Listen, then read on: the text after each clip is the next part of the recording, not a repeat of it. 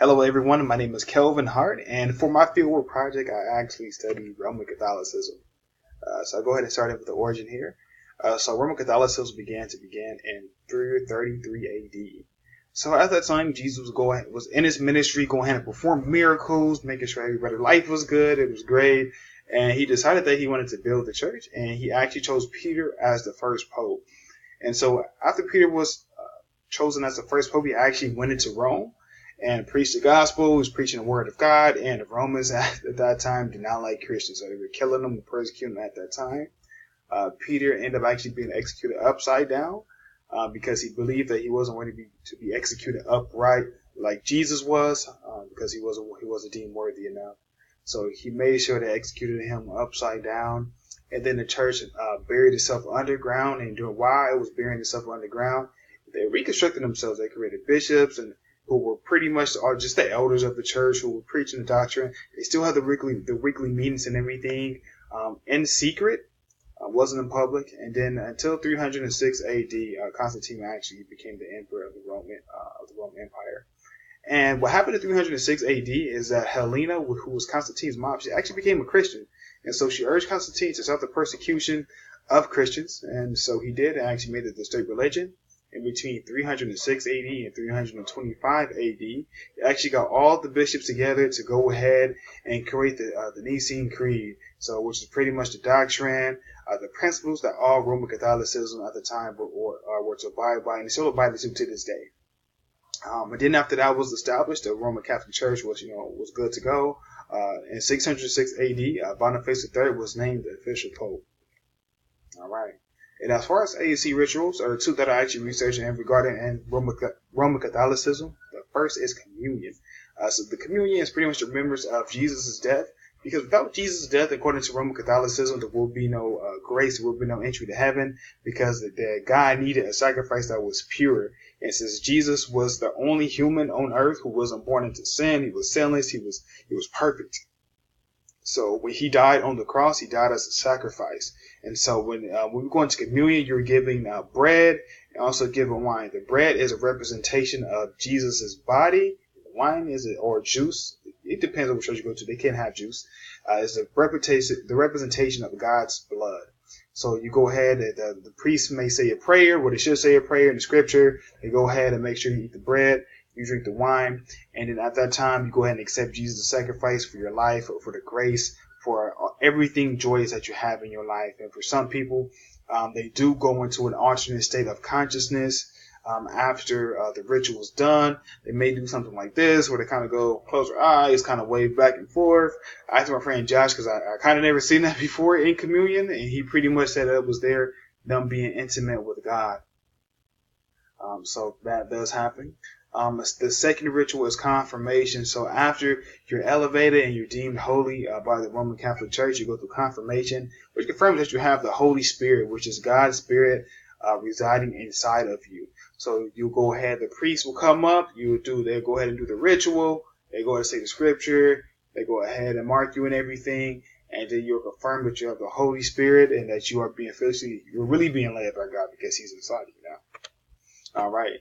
And so for the core beliefs of the Catholic Church, they believe that the Bible is the true word of God, that it is error-free, that there is nothing wrong with it at all.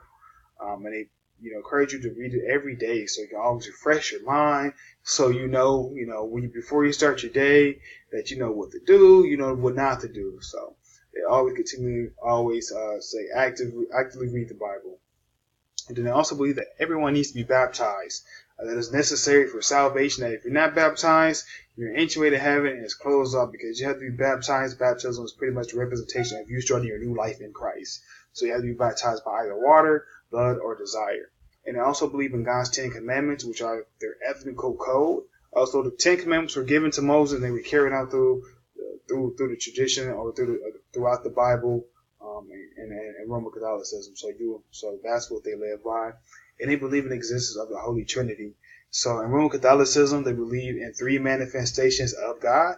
You have just God, so who lives in the sky. You have that God who just lives in the air there. And then you have the human manifestation, which is Jesus Christ. So it's like us. He was a man. He was just like us. So that's that manifestation there. And then you have the actual spirit you have the Holy Spirit. So that is the spirit that roams the earth and comes into you, and then you're deemed holy, and he leads you there. So that's the third manifestation there. All right. Now, as far as religious specialists, you do have the Pope here. You see, have a picture of Pope Francis there. So he is the Pope is the highest leader there, and he makes sure that everything is in order, everything is in control, pretty much like the president of the Catholic Church. Then below them, you have the bishops. So the bishops, they are teachers of church doctrine, and they're the priests of the priestess. So they're pretty much like the general of the Roman Catholic Church. Below them you have the priest, who's also an ordained minister, and they do rituals such as marriages, baptism, christens of babies, and communion. And you also have deacons below them as well, who are pretty much like the priest assistants. They assist on all the rituals, and they're studying for the priesthood themselves. So when they're ready, they can go ahead and be elevated in the church. All right. So popular misconceptions of Roman Catholicism is that they discourage Bible reading. That is not true at all. They actually encourage Bible reading on a daily basis so that you always refresh yourself with the principles of Christianity, and so that you always know, what you need to be doing. So they make sure that they really encourage reading. Even when I was at Mass, they make sure everybody had their own Bible and that they were following along as well while the priest was actually giving a sermon. And they don't believe in idolatry. So when you look at Hollywood movies, you see them praying to the Virgin Mary statue. So what they're actually doing here, they use the statues as a remembrance tool, as an instrument to elevate their worship. They don't actually praise the actual, or they don't worship the actual statue, because it's a big no-no. It's actually against God. So it's against their ethical practices as well. So they don't do it. They just use it as an instrument to remember that the Virgin Mary has played a significant role in Jesus Christ's life. And also a big misconception that they're not Christians. Honestly, I actually got caught up on this one too. But the thing is, the Roman Catholic Church were the first Christians, or to believe according to history, because they started in 33 AD before any other denomination of Christianity. Another misconception is that they're anti-science. They're not anti-science. There are a lot of scientists who were Catholic. The only thing is that they don't let science get in their way of their beliefs. So they believe in the science and the principles and everything, but they just don't believe that, that they just won't let it get in their way, in their belief. They won't let it conflict it. And another misconception is that the Pope is infallible in all things. That is not true.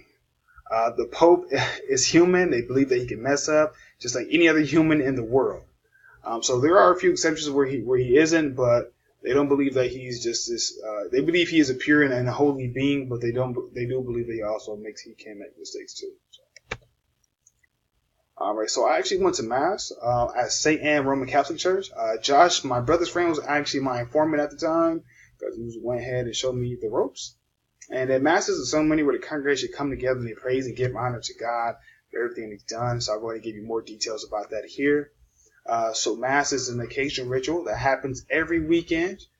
It's a rites of exchange of communion that give praise to Jesus Christ. And within Mass, it also includes communion as well, so they can always remember the death of Jesus Christ and the points that are played there. The setting of the church, there's a lot of people there. I want to say there's about 250 people there. My number may be off, but I want to say that was about it. The leaders were positioned at the face of the altar, so they were facing the congregation, and we were facing them, but they were at the altar lined up symmetrically around the altar. The average age was about 30 to 50. There was a lot of middle age. There were some young people, a lot of young people as well, but that was what I seen generally. And the people sat in the left and the right sections from the second row back, because the first two were reserved for the elders of the church. All right. And so the important symbols that I actually seen was the cross that the priest wore to remember the sacrifice of Jesus Christ. And what that means, just remember the persecution that all the Christians run through, so that we have the word available, or God available to us today. The altar itself, because the altar actually represents the table or the Last Supper. So the Last Supper is a supper that Jesus and his disciples ate before he was actually crucified, and he gave the warning who will betray him, and that he will die the following week or next day. There are also candles on the altar as well. So the candles actually represent the light that is Jesus Christ. So he went in, he performed miracles, everything. So that's what the candles actually was a representation of. And of course, the juice and the bread, Sometimes there's wine, depending on what church you go to, but that's just for communion purposes. So like I said, the juice or the wine represents the blood of Christ, and the bread represents the body. All right, then as far as religious specialists that I've seen there's a priest who wore a white vestment, which is the suit they wear, which is right here. There's a picture right here in the PowerPoint. And then the deacons, they wore a black version of this, and everybody wore a stole, which is the little collar thing right there. All right, so as far as my conclusion of my experience in just researching Roman Catholicism, it was a great experience, very similar to my background. I grew up in the Baptist church. We're way louder than the church. The Roman Catholic Church is very silent. It's very silent when they praise and worship, very loud. But and that's just our way of expressing our love for God. But it was a great experience. Everybody was loving, they were caring, they didn't look at me any type of way, and everybody showed love. So it was a great experience. I hope that you enjoyed my presentation. I hope you enjoy the rest of your day.